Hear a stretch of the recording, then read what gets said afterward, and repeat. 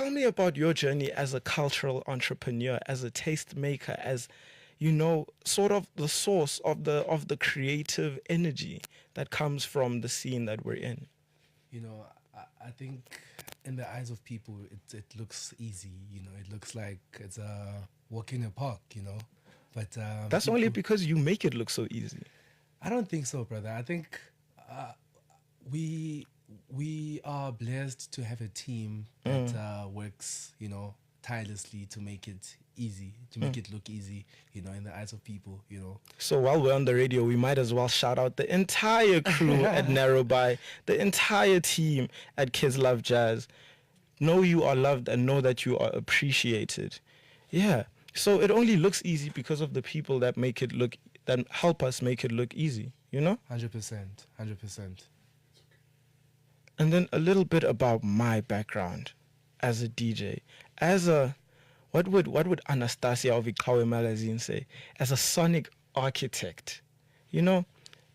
I'll have you guys know that I wasn't ever really supposed to be a DJ. The only reason I'm a DJ is because of NarowBi and Vuyo inviting me to come through because he heard the album You Have One Missed Call and said, no, come perform. And then I performed. And then I was like, no, man, this movement means something. I want to see how I can plug into this more.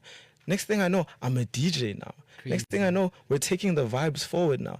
Next thing we know, we're hosting festivals. Next thing we know, we're going on tour through the whole country. All because of some silly things we were doing as kids back in lockdown. Opening it's up beautiful. For Kokoroko. Now we're opening up for... No, man, don't say that. Don't say that. What do you mean opening up for Kokoroko? It was an amazing time. Sometime last week, Zango opened up for Kokoroko, an international band, and he got everybody dancing, It was crazy. You know what? I can't take too much credit for that because everybody came for Kokoroko, I was just doing the job that I learned how to do through NarowBi, through Kids Love Jazz, which is to lend my skill set to the story, to the narrative, to the flow of the event. And I was just glad I was given the opportunity and the platform to show that skill set on a larger stage. But you know what the next step is, right? Yeah. We have to be the largest stage. 100%. We have to be the ones that bring Kokoroko. 100%. Do you think we could tease them about the international acts that we're going to be bringing in October? Maybe not. Maybe not? I think it's great as a surprise. It's better as a surprise, yeah. No? All right, cool. We'll keep it as a surprise. But what's not a surprise is that you are tuned into First Class Africa on Channel Africa. Channel 802 on DSTV, 628 on OpenView HD, channelafrica.co.za on the web. Keep it locked. Yeah. So before the break, we gave everyone an introduction of what we do. That's right. And now we get to expand on that, like really drill down into the nitty gritty of what it is we do. And we also get to talk about who we are, not just the resume, not just the CV, not just the portfolio. 100%. I'll just start us off, brother. Did you always know that you would be a creative, Would you believe me if I told you I was at WITS when I left high school? Would you believe me if I told you I was at WITS studying nuclear science and engineering? I know you, brother. I know. You know me. You know me, right? So now people just see a DJ when they see me, but they don't know Uti, Loki, Unengondo, there's a real deep academic. But you know what? I feel like creativity is something I could never really run away from. In as much as the context of my upbringing, we really prioritize education, and education is something I'll never let go of, Mm-hmm.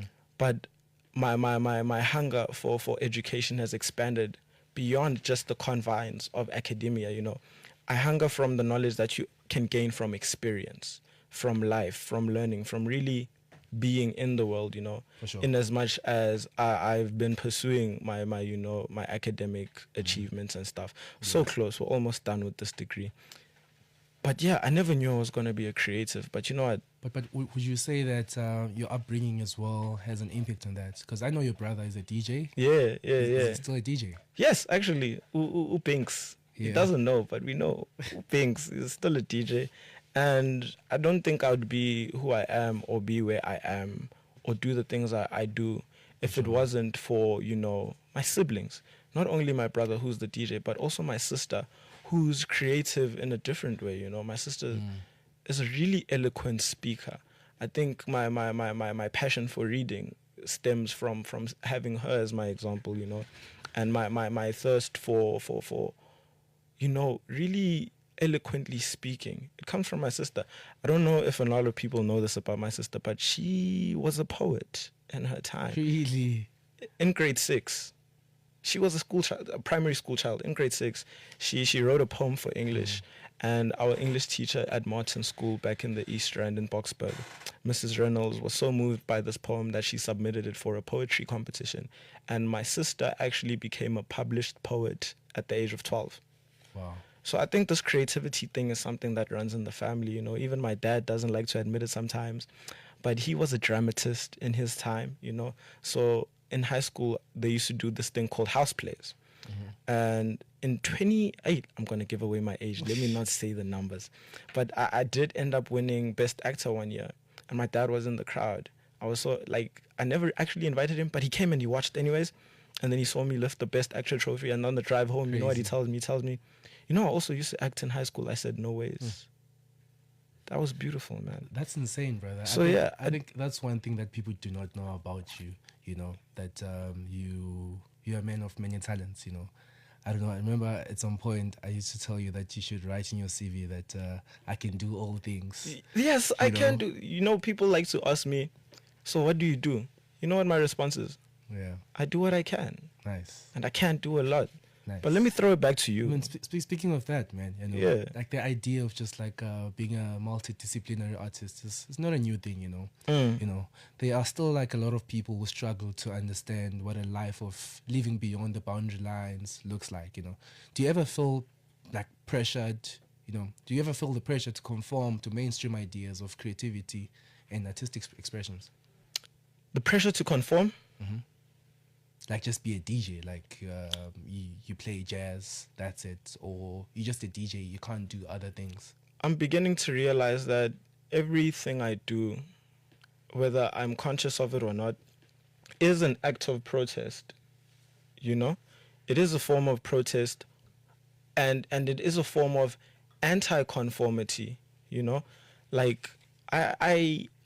I'm never really intentional about it, but it always manifests that I go against the grain, that I do the opposite of what's expected, that I challenge the narratives and the architectures in place, because so many voices get lost in the wave of conformity, in the expectation to follow what's popular, in the expectation to follow what's expected.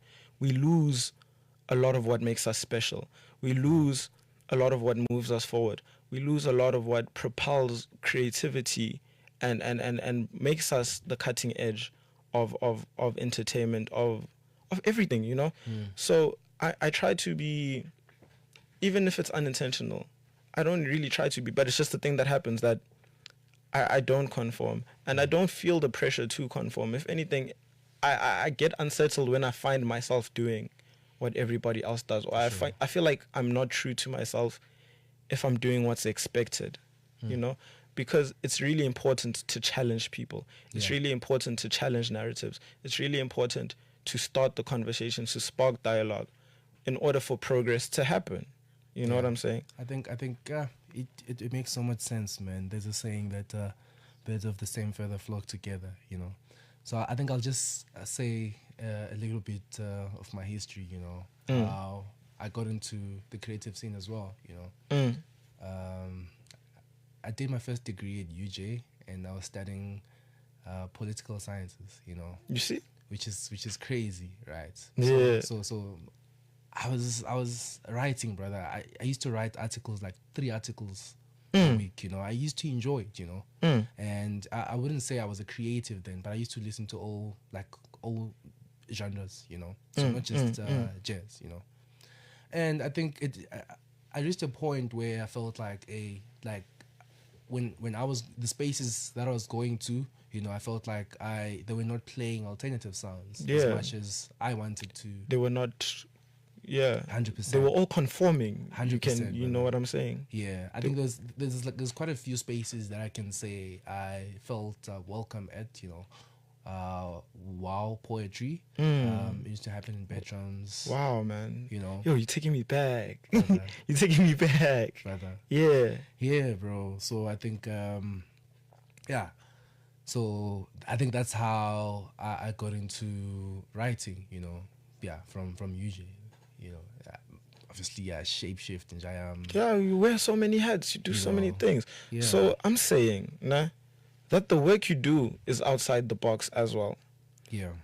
What is the ethos that guides your work? What informs that? What motivates that? For me, brother, I think it's the people. I love seeing people happy. I love seeing people in good spaces. And that's like one thing that comes primarily for me. It's community, bro. Yeah. Like, being able to be in a space where you can see people are happy. So you can even put that in the CV that you're not just a curator, you're a community builder. 100%. So a lot of people, this is a question that burns a lot of people, really. Yeah. A lot of people are unaware that the name NarowBi is a combination of two languages. Can you please tell us a bit about what the story behind the name and the story behind the organization itself is? Funny enough, NarowBi comes from two languages. You know this. Comes from two languages, Igbo and Yoruba, which is Nigerian languages. Narrow, meaning art, then B, meaning alive. So NarowBi means art alive. And I feel like we've been living that, Wow, man. With those ethos, the DNA of having live music all the time, having a band, making sure that when we're booking live acts, we push them to have a band. So that's you're really shifting the culture, and you really are so intentional about. Hey, I keep saying you because dog. I understand. I understand the seat. It's the seat. I know. It's a weird thing, but like you don't understand. Like sometimes also take. I know. I think we are very intentional about the work that we do. Even like when we started Kills Love Jazz, it was because we saw that there was not only a market that was not being catered to, but a narrative that needed to change. The prevailing one was obviously that jazz is a genre for old hats, who wear, those cats, yeah, so we had to build a solid community, where we are growing, but it's not always easy, brother, So I think my question for you is, what narrative have you found yourself actively trying to change in your work and in your art? The narrative that I found myself trying to change, the notion that art needs to serve the purpose of being sold. Mm-hmm. That's the narrative I personally find myself fighting against every day. Is that art needs to be a commodity. Because my understanding of art is expression. But the moment you attach the need to commodify it, you take away expression and you replace it with a product. So then it stops being what it was supposed to be. We stop telling stories that are true to ourselves and we start telling stories that sell. And intentionality fades away. And intentionality fades away, And you see it in how the quality of art, and let me not say art, the quality of entertainment, for example, that we're faced with isn't what it used to be, because our stories used to mean something, and I feel like it's a sentiment that carries throughout everybody that I engage with, that no, man, why did things used to just be better back in the day? Why did music used to resonate more? Why were the TV shows so much more impactful and so much more engaging? Why did the art move us, Because art back then was expression. And now we're sort of trapped in an ecosystem that needs us to sell to survive, And then our stories get lost in that. So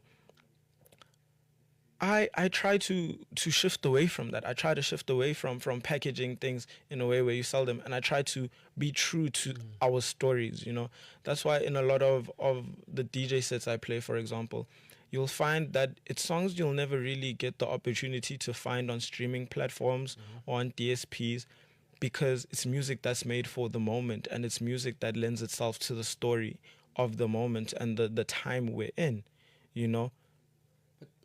Like, how do you balance it? How do you balance creating for the love of creating? And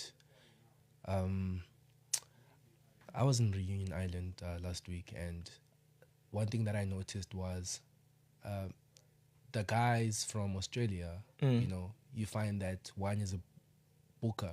That's it. That's it. That's his whole job. That's his only job, to be a booker. You know, he just books artists and gets paid for it, you know, which is kind of different here in Africa. But like, how do you balance be creating to survive and just creating for the love of creating? I think creating for the love of creating is what helps me survive.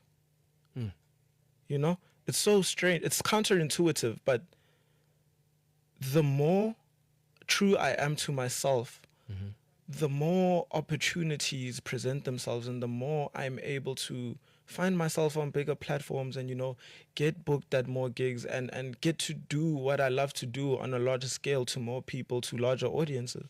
And I think that's the secret there, is being true to yourself. That's how I balance it. That's how I navigate that space. But it hasn't been without its challenges, you know.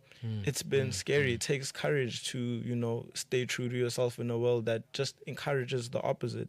It's full of like obstacles, you know. 100%. So now the question I want to ask you is, what obstacle have you encountered, you know, that people would not usually think of, and how did you overcome it?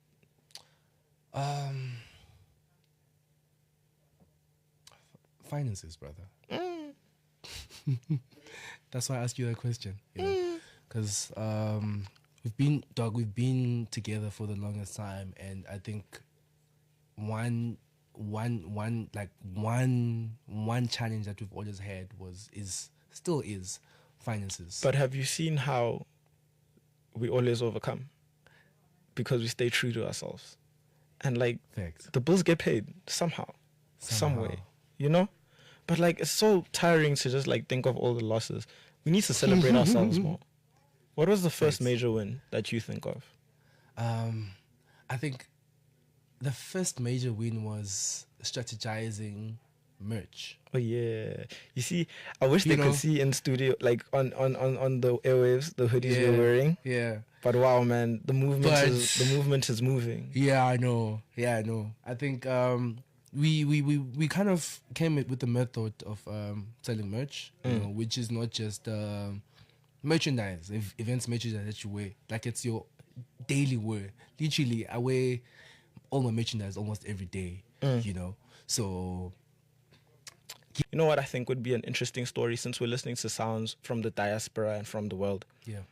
What if you told us a story about where you've been able to go through the work you do with Kids Love Jazz and NarowBi, and the places you've traveled? Recently, I went to Reunion Island. I think it's very important to note that I was one of the 17 South African delegates chosen. Wow, to travel with the Deputy Minister that's of Arts and Culture. Big. Which is crazy, bro. You know, yeah. So I went to Reunion Island. It was from the 30th of May till the 7th of June, and I think I loved everything, man. I loved. They live lives like us, bro. Yeah. So it's like when they open a bottle of tequila, they take one shot and then they take a shot, and then for the homies, for the lozis. You understand, you know. Yeah. And their graveyards, man, are beautiful. They're tended for, you know, tended to, you know, like they feel like it's a botanical garden. You know, I think I really liked that they really care much about the afterlife. You know, yeah. Wow, that's beautiful, man. You say Reunion Island. Where is that? Reunion Island. It's just next to Mauritius. Just next to Mauritius? Yeah. The crazy thing is the amount of money that we spent to go there is the same amount of money that you spent to go to Cape Town. To go to... What are you saying to me? I kid you not. How far is the flights for like 2K. How many hours is the flight? It's 4 hours. 4 hour flight? Yeah. You know what? That sounds doable. That sounds Think about a it. bit more doable than the trip we took to Gaborone, because Kids Love Jazz just had its first international show. First ever international show. Here next door with our neighbors in Botswana, we had to do what currency do they use in your Reunion Island, let me ask? Because the pula was dribbling me there in Botswana. Euros. They use euros? Yeah. Bebas kawatamos. Yeah, but it's not Kapa, really. I mean, if you think about it, you can get like a decent meal for €5. Like a full decent meal for €5. You know? What's that, 100 Rand? Yeah, 111. But what does 100 Rand get you these days? Yeah.